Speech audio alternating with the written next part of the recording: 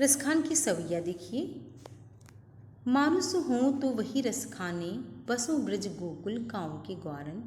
जो पशु हूँ तो कहाँ बस मेरो, चरो नित नंद की धेनु मझारन। पाहन हूँ तो वही गिरगु, जो धरो कर छत्त पुरंदर धारन। जो खग हूँ तो बसेरो करो, मिली कालिंदी कुल कदम की डालन। अब यहाँ पर जो रसखान जी हैं, वो जितना प्रेम अपने आराध्य देव कृष्ण से करते थे, उतना ही उनकी ब्रजभूमि से भी प्रेम करते थे। वहाँ के पशु पक्षी पेड़ पर्वत सभी से उनका प्राकृतिक लगाव था। मानुस हूँ तो वही रसखान। यहाँ पर प्रस्तुत सवैया में जो है रसखान जी कह रहे हैं कि हे प्रभु, मुझे किसी भी यौन में अगले जन्म में जन्म देना। यदि मैंने मनुष्य रूप में जन्म लिया तो मैं नंद बाबा के गोकुल गांव के ग्वाल बालों के बीच में ही बसूं। ब्रज के गोकुल गांव के ग्वाल बालों के बीच में ही मेरा बसेरा करना। जो पशु रूप में आप हमारा जन्म दें तो उस पर मेरा कोई वश नहीं है, उस पर इसलिए चलो नित नंद की धेनु मझारन। इसलिए आप मेरे ऊपर इतनी कृपा कर देना, आपसे इतनी विनती है कि मुझे नंद बाबा की गायों के बीच में नित्य चढ़ने का अवसर प्रदान करना। पाहन हूँ तो वही गिरको, जो धर्यों करे छत्त पुरंदर धारन। अगर मुझे पत्थर रूप में जन्म देना तो गोवर्धन पर्वत का ही पत्थर बनाना, जिसे भगवान श्री कृष्ण ने इंद्र के घमंड को चूर करने के लिए अपनी उंगली पर धारण किया था। जो खग हूँ तो बसेरो करूँ, यदि खग हूँ पक्षी रूप में मेरा जन्म हो तो मैं मिली कालिंदी कूल कदम की डाल, तो मैं यमुना नदी के किनारे कदम्ब के पेड़ों पर पक्षियों के साथ निवास करूं। आज गई हूत भोरी हूँ, रस खान रही वही नंद की भौने। वाको जियो जुग लाख करोड़, जसोमति को सुख जात कहो नहीं। तेल लगाई लगाई के अंजन, भौहें बनाए बनाए डिठौने। डार हेमल निहार निहारत, बारत जो पुचकारत छौने। आगे जो है कृष्ण रसखान जी जो है कृष्ण के प्रेम में जो डूबी हुई गोपिकाएं हैं उनके बारे में बहुत ही सुंदर वर्णन वात्सल रस का कर रहे हैं कि एक गोपी दूसरी गोपी से कहती है, आज मैं प्रातःकाल भोर मतलब प्रातःकाल ही मैं नंद बाबा के घर गई थी। वहाँ मैं रस में इस प्रकार प्रेम रस में इस प्रकार डूब गई कि उसका मैं वर्णन नहीं कर सकती। नंद बाबा का लाला जो है कृष्ण, वो लाखों करोड़ों युगों तक जिए, जिसका सुख यशोदा मैया उठा रही हैं।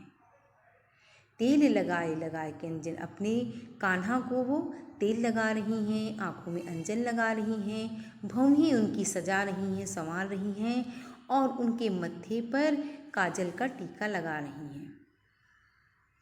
डार हेमलन हार निहारत, और हेमल का हार उनको पहना करके उनके गले में उनको बार बार देखती हैं। वारत जो पुचकारत छौने, और अपने बालक को बार बार पुचकारती हैं, लाड करती हैं, प्यार करती हैं और उन पर बलिहारी जाती हैं, बार बार उन पर न्यौछावर हो जाती हैं। धूरि भरे अति श्याम जू, तैसी बनी सुर सुंदर चोटी। खेलत खात फिरे अंगना, पग पैजनी बाजत पीर कछौटी। वाछवि को रस खाने विलोकत, बारत काम कलानिधि कोटी। काग के भाग बड़ी सजनी, हरि हाथ सु ले गयो माखन रोटी। यहाँ पर जो है रसखान जी ने जो है गोपियों के माध्यम से, एक गोपी दूसरे माध्यम से कहती है कि धूरि भरे अतिशय उभित श्याम जू, धूल से भरे हुए सने हुए श्याम कृष्ण जो हैं बहुत ही सुंदर लग रहे हैं। वैसी ही सुंदर उनके सिर पर जो चोटी बनी है वो लग रही है।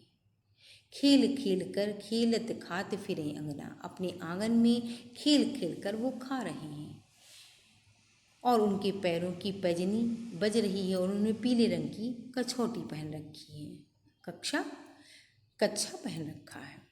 वह छवि को रस खान विलोकत, उस छवि को देख देख कर वारत काम निधि कोटि, उस कृष्ण की छवि को देख देख कर कामदेव जो कलाओं के अवतार हैं वो अपनी कोटि करोड़ों कलाओं को उनके ऊपर न्यौछावर कर रहे हैं।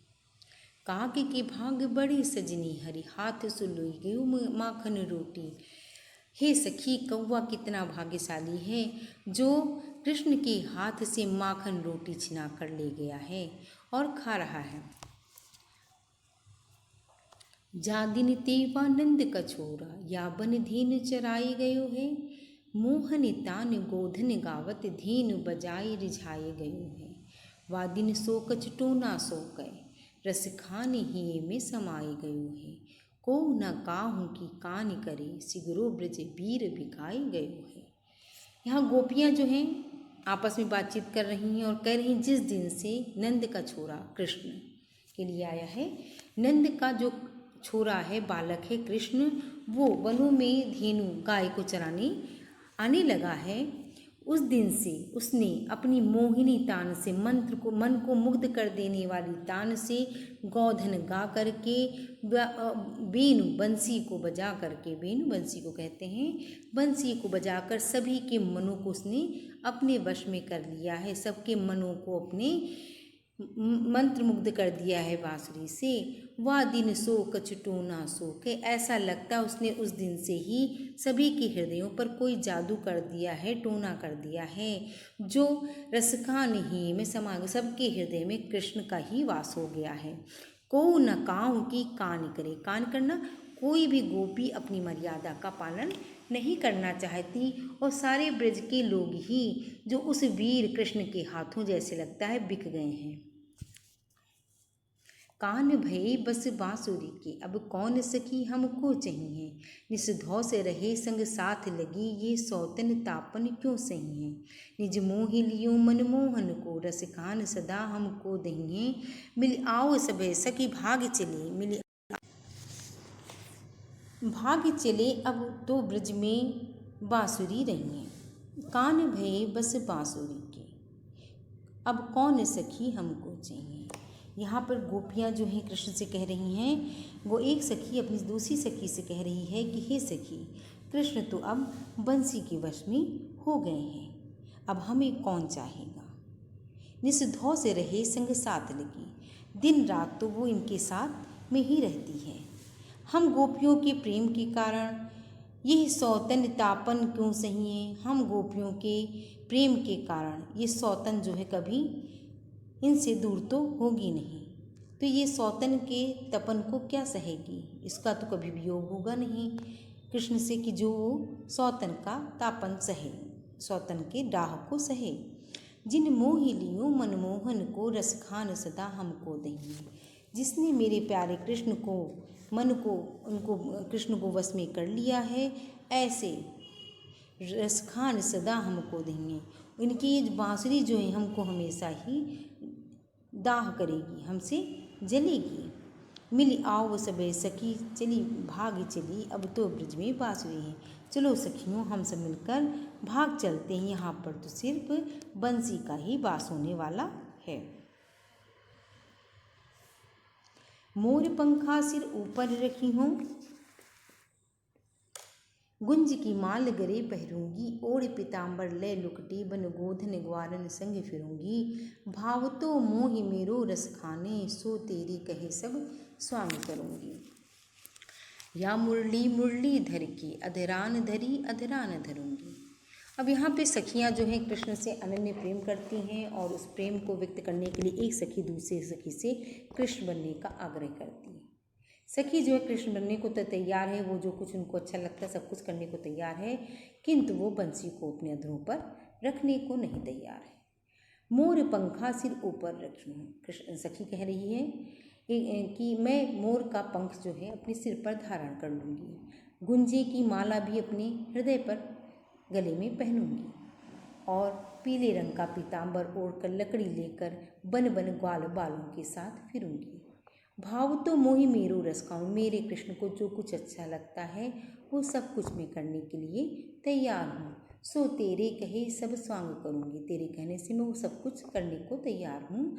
या मुरली मुरलीधर की, परंतु ये मुरली बैरन मुरली जो है इसको मुझे अपने ओठों पर रखने के लिए न कहना, जिसको कृष्ण ने अपने ओठों पर रखा है। यहाँ पर रसखान की सवैया समाप्त होती है। धन्यवाद।